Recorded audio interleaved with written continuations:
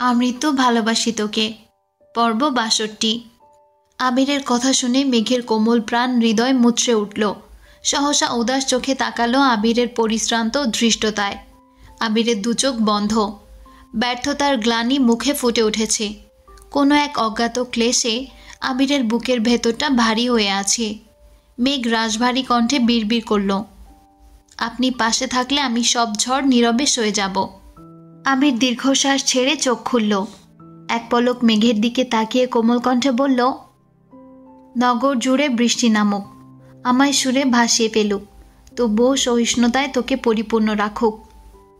আবির মাথা নিচু করে চলে যাচ্ছে। মেঘ মুখ ভার করে বারান্দায় দাঁড়িয়ে জানালা দিয়ে আবিরের দিকে তাকিয়ে রইল। সময় যত এগুচ্ছে পরিস্থিতি ততই বেসামাল হচ্ছে।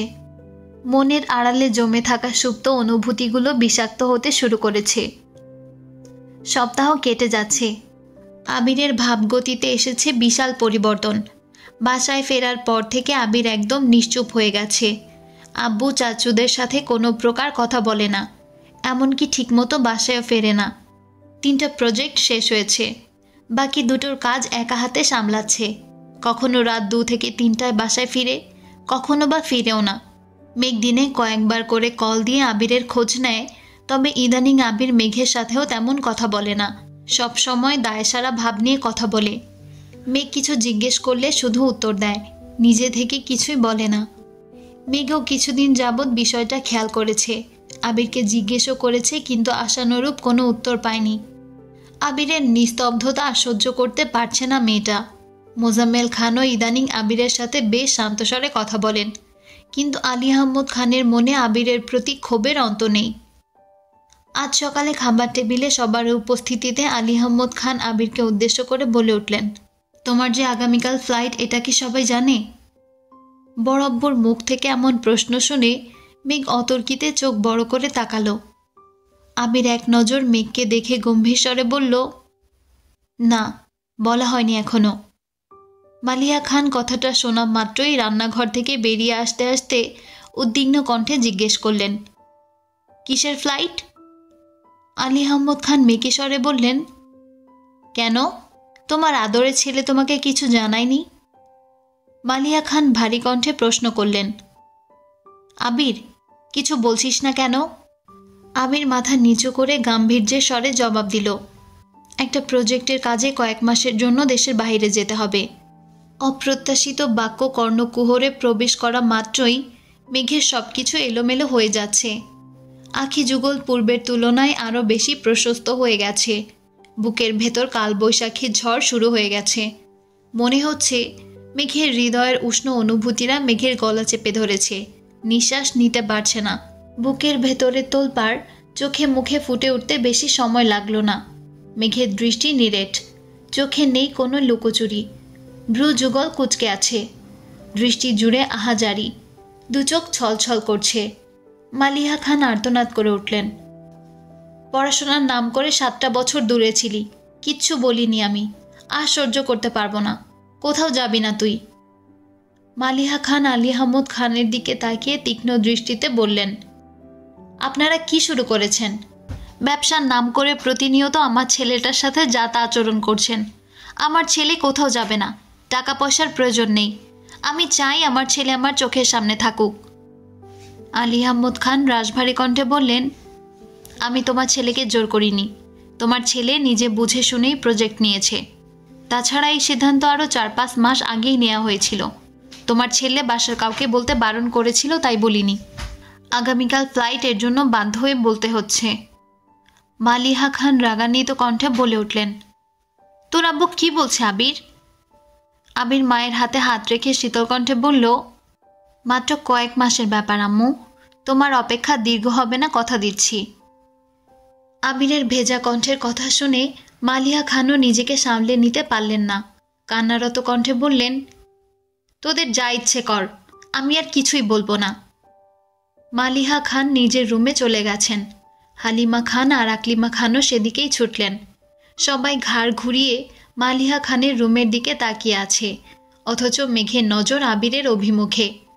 আশপাশের ভ্যাপসা গরমে মেঘের শরীর ঘেমে যাচ্ছে, তবুও ভাতের প্লেটে হাত রেখে নিস্তব্ধ হয়ে চেয়ে আছে। আবির মেঘকে দেখে সেকেন্ডের মধ্যে চোখ নামিয়ে নিয়েছে। গত 1 সপ্তাহ যাবৎ আবির মেঘের চোখে চোখ রাখে না। সামনাসামনি দেখা হলেও মাথা নিচু করে পাশ কাটিয়ে চলে যায়। তাছাড়া যথাসম্ভব বাসা থেকে দূরেই থেকেছে। আজও আবিরের সেই চোখে তাকাতে পারছে না। ওই 2 চোখে তাকালেই আবির বিধ্বস্ত হয়ে যাবে। যখন থেকে প্রজেক্টের বিষয়ে কথা হয়েছে তখন থেকেই আবির মেঘকে অল্প বিস্তর বোঝাতে শুরু করেছে। সরাসরি না বললেও কৌশলে অনেকবারই বুঝিয়েছে। যেই মিনহাজের প্রতি আবিরের একরাশ আক্রোশ ছিল, যারা মেঘের আশেপাশে ভিড়লেও আবিরের মেজাজ গরম হয়ে যেত, সেই মিনহাজদের সাথে জোরপূর্বক মেঘের সম্পর্ক ঠিক করার চেষ্টা করেছে, যাতে আবিরের অবর্তমানে নিজেকে নিঃসঙ্গ মনে না হয়। মেঘকে সর্বক্ষণ সহিষ্ণু আর ধৈর্যের কথা বলে এসেছে। আলী আহমদ খান হঠাৎ ভনিতা না করেই জিজ্ঞেস করলেন, আবির, তুমি কি কোনো বিষয়ে কিছু বলতে চাও? আবির শটান দাঁড়িয়ে চোয়াল শক্ত করে জবাব দিল, না, আমার কিছুই বলার নেই। আমির বেসিন থেকে হাত ধুয়ে সরাসরি আম্মুর রুমে চলে গেছে। একে একে সবাই খাওয়া শেষ করে উঠে যাচ্ছে, অথচ মেঘ তখনও থ মেরে বসে আছে। মেঘের নীরবতায় চারপাশ স্তব্ধ হয়ে আছে। তানভীর এক পলক মেঘকে দেখে কিছু না বলেই উঠে গেছে। মিম 2-3 বার মেঘকে ডেকেছে, কিন্তু মেঘ পাথরের মতো শক্ত হয়ে আছে। এতক্ষণ যাবৎ বুকের ভেতরে যে তোলপাড় চলছিল, তখন তার ছিটে ফোটাও বাইরে প্রকাশ করা যাচ্ছিল না। ছলছল করা 2 চোখের পানি শুকিয়ে গেছে। গলায় আটকে যাওয়া নিঃশ্বাসটা দীর্ঘশ্বাস হয়ে বেরিয়ে গেছে।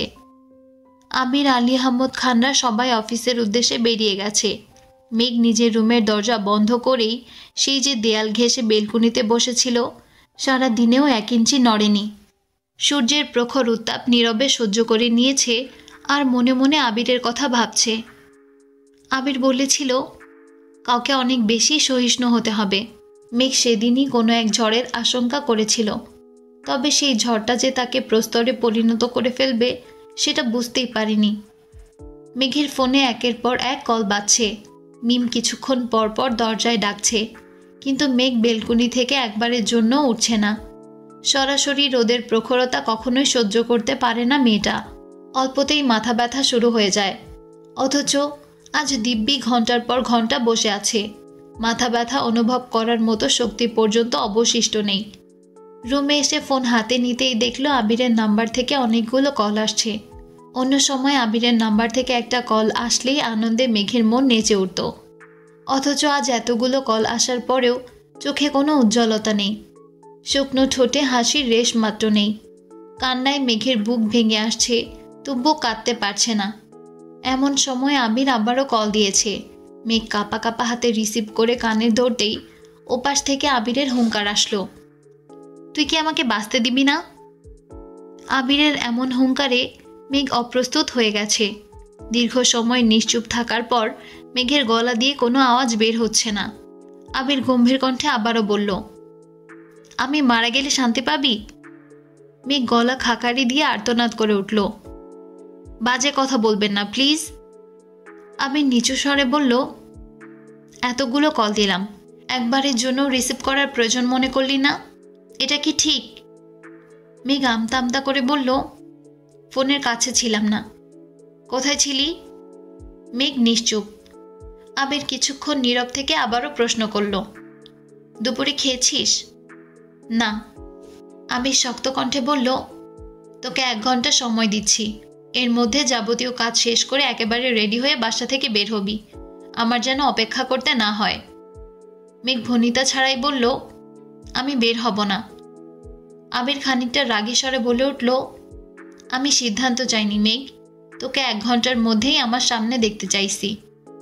মেঘ আর কিছুই বলতে পারল না। তীব্র অনিচ্ছা সত্ত্বেও 1 ঘন্টা আগেই বাসা থেকে বেরিয়ে রিক্সা করে রওনা দিল। বাসায় একমাত্র মিমকে বলে বেরিয়েছে। মালিহা খান সারাদিন কান্নাকাটি করে ঘুমিয়েছেন। হালিমা খান সেখানেই বসে আছেন। আকলিমা খান আদিকে ঘুম পাড়িয়ে নিজেও ঘুমিয়েছেন। মেঘ কিছুটা সামনে এগুতেই আবিরকে দেখল। মেঘকে দেখেই আবির জিজ্ঞেস করল, খেয়ে আসছিস? মেঘ উপর নিচ মাথা নাড়ালো। পশ্চিমা আকাশ সূর্যের রক্তিম আভায় ছেয়ে গেছে। আবির যথারীতি মেঘের পাশে রিক্সাতে বসল। ব্যস্ততম শহরে স্বস্তির নিঃশ্বাস নেওয়ার কোনো স্থান নেই। উদ্দেশ্যহীন গন্তব্যে রিক্সা চলছে। কারো মুখে কোনো কথা নেই।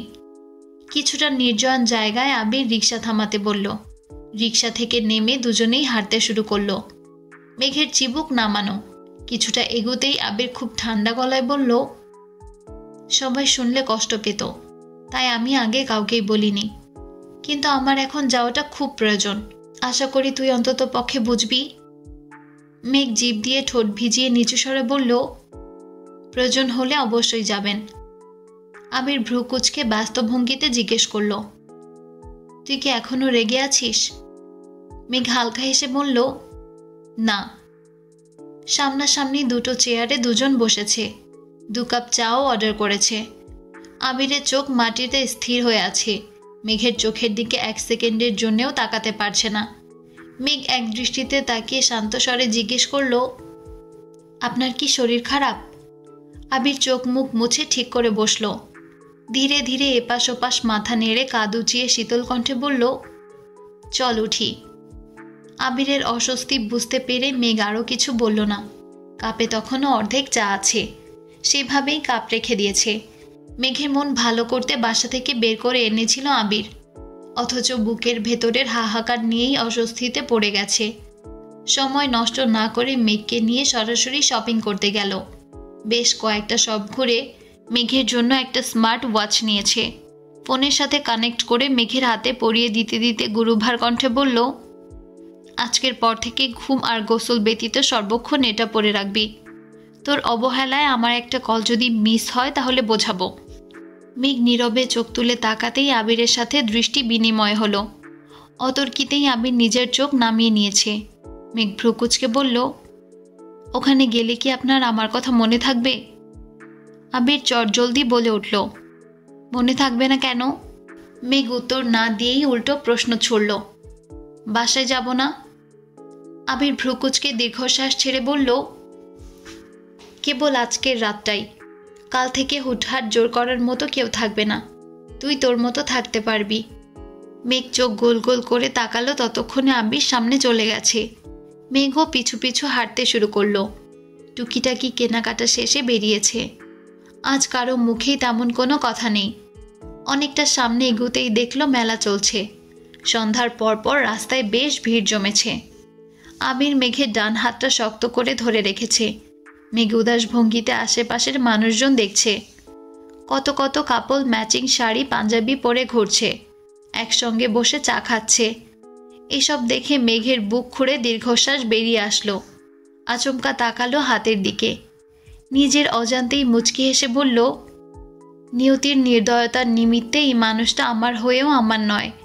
মেঘের আনমনে আশেপাশে তাকানো দেখে আবির স্বাভাবিক কণ্ঠে বলল, মেলায় যাবি?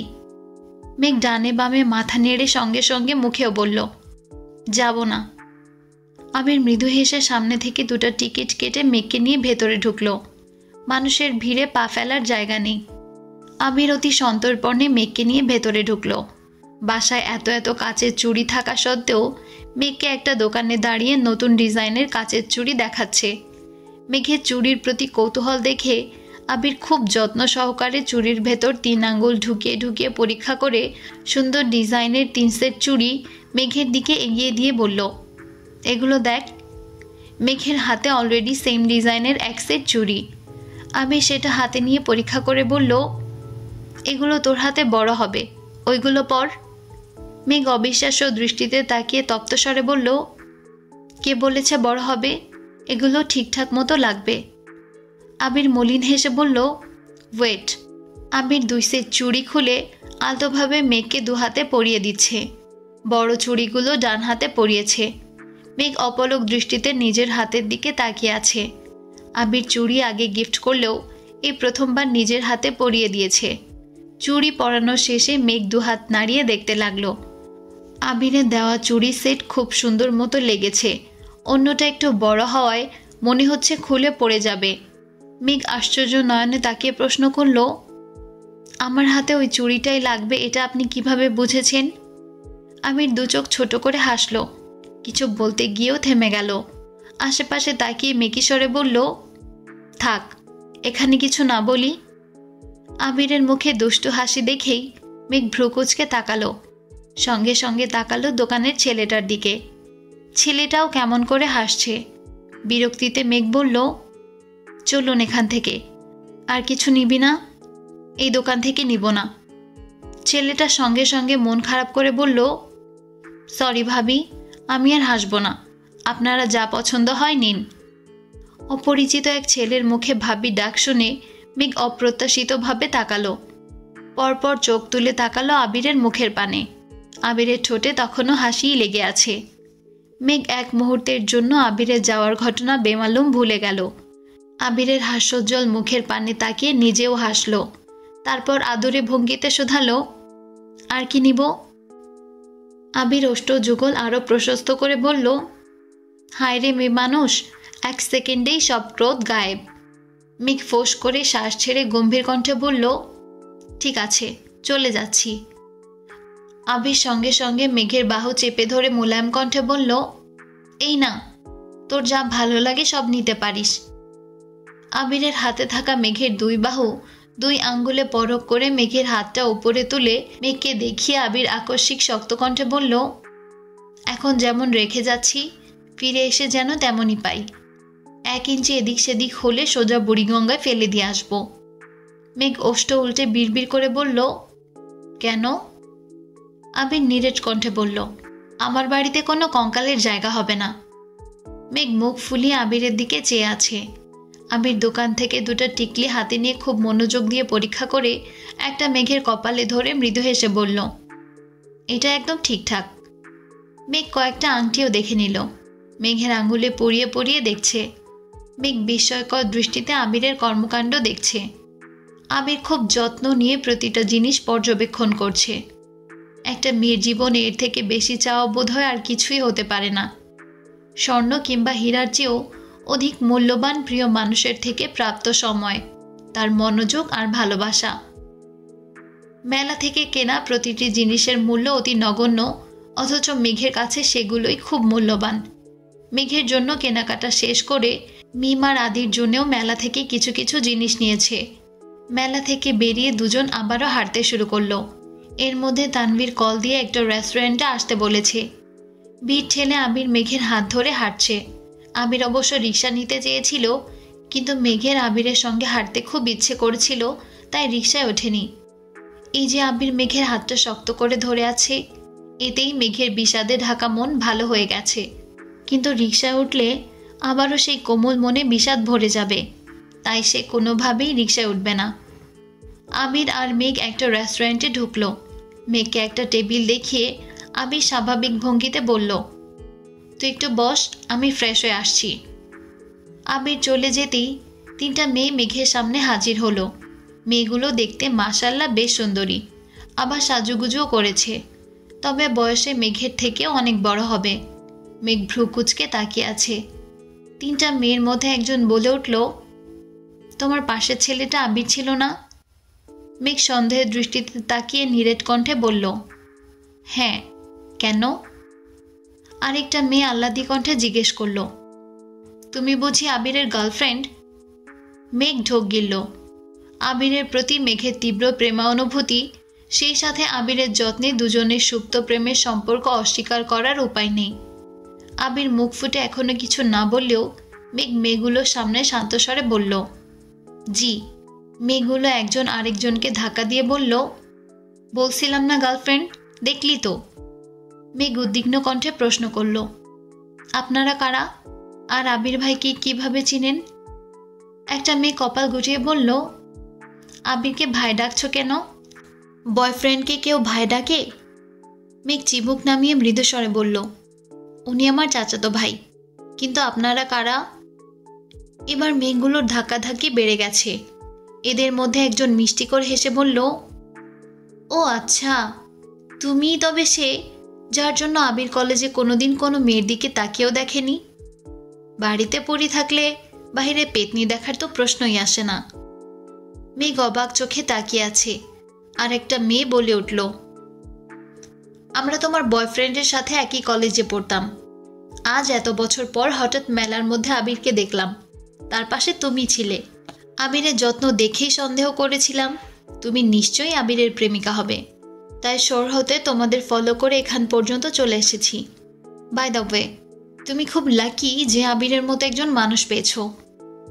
আর একটা মেয়ে চাপা স্বরে বলল, যত্নে রেখো আমার অতীতের ক্রাশকে। মেঘ মোলায়েম কণ্ঠে বলল, জি ইনশাল্লাহ, আপনারা দোয়া করবেন। ফি আমানিল্লাহ, এখন আসি। মেঘ উদ্বিগ্ন কণ্ঠে বলল, চলে যাবেন কেন? উনি এখনই চলে আসবে, বসুন আপনারা, আমাদের সাথে ডিনার করুন। মেয়েগুলো উদাস ভঙ্গিতে বলল, আবির যদি এসে আমাদের এখানে দেখে নিশ্চিত ভাববে তোমার কাছে উল্টাপাল্টা কথা লাগাচ্ছি। থাক, তোমরা আনন্দ করো, আসি। পাশের মেয়েটা আবারও বিড়বিড় করে বলল, ক্রাশের প্রেমিকাকে দেখেই পেট ভরে গেছে, আজ রাতে কিছু না খেলেও চলবে। যেতে যেতে পাশের জন ধমক দিল, মুখটা বন্ধ রাখ তোর, মেয়েটা কি ভাবছে কে জানে। মেয়েগুলো রেস্টুরেন্ট থেকে বেরিয়ে গেছে। এর মধ্যে আবির হাত মুখ ধুয়ে চলে এসেছে। টিস্যু দিয়ে হাত মুছতে মুছতে মেঘের দিকে তাকালো। মেঘ তখনও সেদিকে তাকিয়ে আনমনে হাসছে। আবির পেছনে ঘুরে উদ্বিগ্ন কণ্ঠে জিজ্ঞেস করলো, কি হয়েছে, এভাবে হাসছিস কেন? পরিচিত কেউ এসেছিল? মেঘ হেলান দিয়ে বসে আবিরের দিকে তাকিয়ে ঠাট্টা স্বরে বলল, আপনার গার্লফ্রেন্ড আসছিল। আবির কপালে কয়েক স্তর ভাঁজ ফেলে প্রখর তপ্ত স্বরে শুধালো, আমার গার্লফ্রেন্ড মানে? মেঘ হেসে আবারও বলল, আরে মেয়েটা আপনাকে কত ভালো। বলতেই আবিরের চোখে চোখ পড়ল। আবির অগ্নির দৃষ্টিতে তাকিয়ে শানিত কণ্ঠে বলল, আজে বাজে কথা একদম বলবি না। এমন সময় তানভীর এসে রাগান্বিত কণ্ঠে বলল, সমস্যা কি তোমার?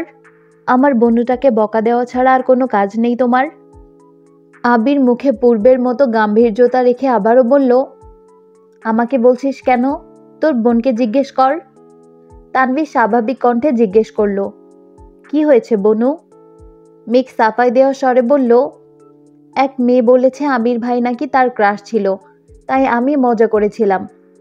তানভীর সন্দেহের দৃষ্টিতে তাকিয়ে জিজ্ঞেস করলো, কোনটা ছিল? মেঘ চোখ বড় করে বিস্ময় সমেত তাকিয়ে বলল, কোনটা মানে? কয়জনের ক্রাশ উনি? আবির আকস্মিক টেবিলের নিচে তানভীরের পায়ে পা চেপে ধরে অগ্নি দৃষ্টিতে তাকালো। তানভীর মজার ছলে বলল, আসলে ভাইয়াকে তো অনেক মেয়েরাই পছন্দ করে, কিন্তু ভাইয়া কাউকে পাত্তা দেয় না। মেঘ মুচকে হেসে বলল, হ্যাঁ জানি। আবির আর তানভীর দুজনেই মেঘের দিকে সূক্ষ্ম নেত্রে তাকিয়ে আছে। কোন মেয়ে আসছিল, কি বলেছে, এসব ভেবেই দুই ভাই আটকে উঠেছে। তানভীরের সাথে ইদানিং সম্পর্ক ভালো হওয়ায় মেঘ অনেক কথাই তানভীরের সামনে বলে দেয়, কিন্তু তাই বলে এই না যে প্রেমিকের এক্স ফ্যানের কথাও অতর্কিতে ভাইয়ের সামনে বলতে থাকবে। তিনজন একসাথে খাওয়া দাওয়া করে বেরিয়েছে। আবির তানভীরকে উদ্দেশ্য করে বলল, তুই ওকে নিয়ে বাসায় যা। মেঘ সঙ্গে সঙ্গে জিজ্ঞেস করল, আপনি বাসায় যাবেন না? তানভীর মিটিমিটি হেসে বাইক স্টার্ট দিতে চলে গেছে। আবির মলিন হেসে বলল, রাকিবদের সাথে দেখা করে বাসায় ফিরব। মেঘ আস্তে করে বলল, তাড়াতাড়ি ফিরবেন। মেঘ বাসার মেইন গেট পার হতেই সবাই এক দৃষ্টিতে মেঘের দিকে তাকালো। জিজ্ঞেস করতে যাবে এমন সময় পেছন থেকে তানভীর এসে বলল, কিরে বনু, এখানে দাঁড়িয়ে আছিস কেন? তুই না মিম আর আদির জন্য জিনিস কিনলি, ওদের দে। মেঘ সঙ্গে সঙ্গে আদিকে নিয়ে মিমের রুমে চলে গেছে। আলী আহমদ খান ভারী কণ্ঠে জিজ্ঞেস করলেন, কোথায় গিয়েছিলে? তানভীর তড়িৎ বেগে জবাব দিল, মেলা হইতেছে তাই বনুকে নিয়ে মেলায় গিয়েছিলাম। মোজাম্মেল খান গম্ভীর কণ্ঠে বললেন, তোমাদের দুই ভাই বোনকে একসঙ্গে বের হতে বারণ করেছিলাম।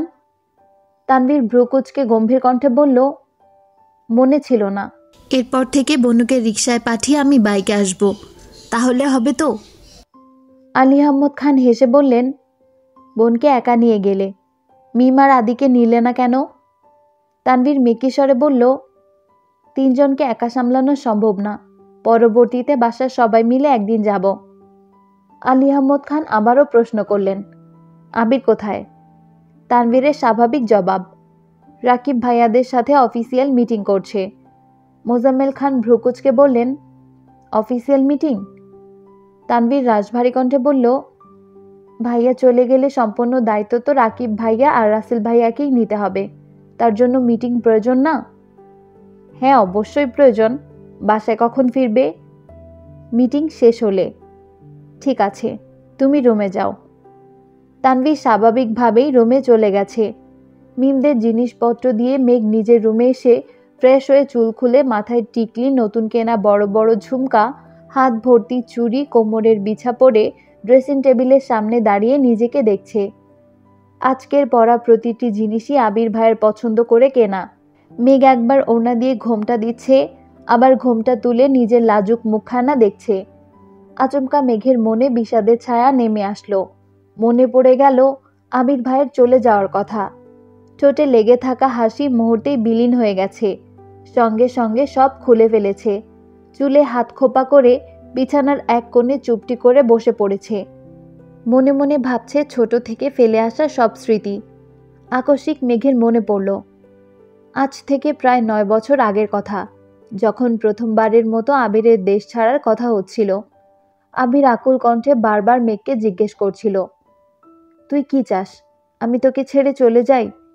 প্লিজ মেঘ, তুই একবার বল যেতে হবে না। আমি সত্যি সত্যি যাব না। কিছু তো বল প্লিজ। অথচ মেঘ সেদিন একবারের জন্য মুখ খোলেনি।